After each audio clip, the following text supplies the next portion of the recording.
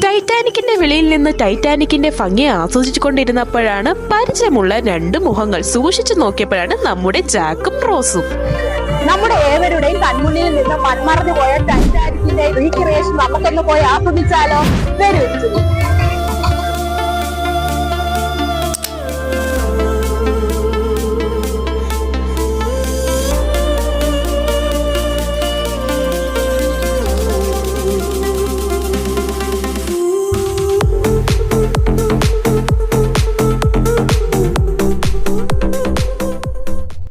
അങ്ങനെ ഞാൻ അച്ഛനെയും കൊണ്ട് ടൈറ്റാനിക്കിലെ മെയിൻ ഹാളിലെ കാഴ്ചകൾ കാണാൻ പോയി.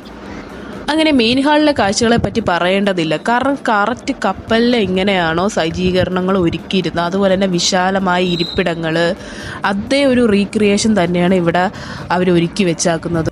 ഞാൻ കാഴ്ചകളൊക്കെ കണ്ട് തിരിച്ചെത്തിയപ്പോഴത്തേക്കും തളർന്നിരിക്കുന്ന അച്ഛനെയാണ് കാണുന്നത്.